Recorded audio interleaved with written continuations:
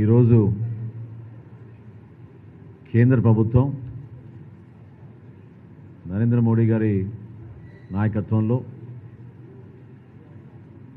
Budget ప్రవేశపెట్టడం, ఆంధ్రప్రదేశ్కి ప్రత్యేకంగా ఒక స్థానం కల్పిస్తూ,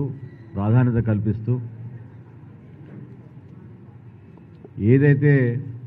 పవన్ కళ్యాణ్ గారు ఆశించారో, దేనికైతే జనసేన పార్టీ కట్టుబడి పదవుల కోసం కాదు, రాష్ట్రాభివృద్ధి జరగాలి, రాష్ట్ర ప్రజలకి మేలు జరగాలి, మన ప్రాంతానికి పెట్టుబడులు రావాలి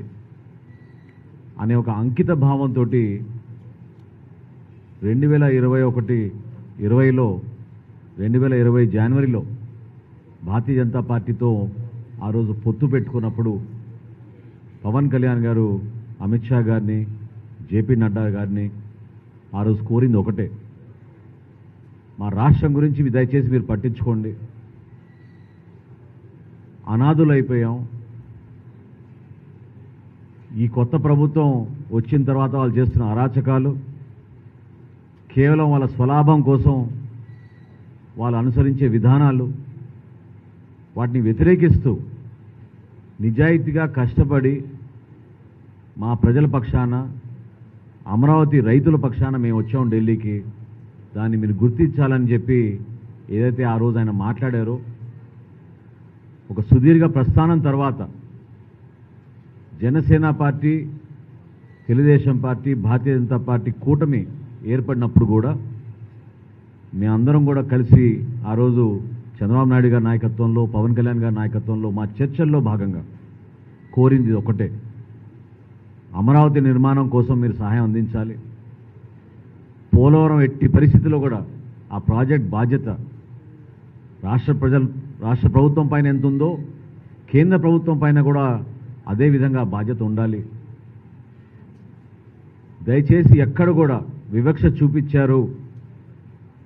ఆంధ్రప్రదేశ్ని ఆదుకోవడం లేదనే భావన ప్రజల్లో కలగకుండా మనందరం కలిసి పనిచేద్దామని ఆ రోజు చర్చల్లో భాగంగా మాట్లాడినప్పుడు ఆ నాయకత్వం ఇచ్చిన మాట ఈరోజు కేంద్ర బడ్జెట్లో మన రాష్ట్రానికి అమరావతి విషయంలో కానివ్వండి, పోలవరం విషయంలో కానివ్వండి, ఉపాధి కల్పించే విధంగా వాళ్ళు తీసుకున్న కొన్ని నిర్ణయాలు కానివ్వండి, ఖచ్చితంగా ఒక బంగారు భవిష్యత్తు ఉండే విధంగా, దేనికైతే మన నాయకత్వం ఏకదాటిపైన కలిసి వచ్చి పవన్ కళ్యాణ్ గారిని ఆదర్శవంతంగా తీసుకుని ఎక్కడ కూడా స్వలాభం కోసం కాకుండా, ఎటువంటి వేరే ఆలోచన లేకుండా, కేవలం దేశం కోసం, రాష్ట్రం కోసం, మన ప్రజల కోసం అంకిత భావంతో పనిచేయాలనే ఆయన పిలుపుని ప్రతి ఒక్కరు కూడా మనస్ఫూర్తిగా స్వీకరించి ముందుకెళ్తున్నారు. దాన్ని ఈ విధంగా చంద్రబాబు నాయుడు గారి ద్వారా నరేంద్ర మోడీ గారు తీసుకున్న నిర్ణయాల్ని జనసేన పార్టీ మనస్ఫూర్తిగా ఈ కేంద్ర బడ్జెట్ని అభినందిస్తోంది, ఆహ్వానిస్తోంది. ఇదే విధంగా రాబోయే రోజుల్లో కూడా పోలవరం నిర్మాణంలో కానివ్వండి, అమరావతిని మరొక్కసారి ఆ పూర్వ వైభవం తీసుకొచ్చే విధంగా, ఈ ప్రాంతానికి అద్భుతమైన పెట్టుబడులు వచ్చే విధంగా అనేక కార్యక్రమాల ద్వారా, స్కిల్ బిల్డింగ్ ద్వారా, ఉపాధి అవకాశాల ద్వారా, ఇన్ఫ్రాస్ట్రక్చర్ బిల్డింగ్ ద్వారా మన రాష్ట్రానికి మంచి పేరు తీసుకొచ్చే విధంగా ఈరోజు జనసేన శాసనసభ పక్షం తీర్మానం చేసి కేంద్ర ప్రభుత్వానికి ప్రత్యేకంగా ధన్యవాదాలు తెలుపుకుంటూ, ఖచ్చితంగా మేము రాష్ట్ర ప్రజలకి అంకిత భావంతో పనిచేస్తాం. కూటమిలో భాగంగా ఎటువంటి స్వార్థాలు లేకుండా మా పార్టీ అధ్యక్షులు పవన్ కళ్యాణ్ గారు ఇచ్చిన ఆదేశాలు, నిర్ణయాల మేరకు ప్రజలకి అంకిత భావంతో పనిచేస్తామని ఈ సందర్భంగా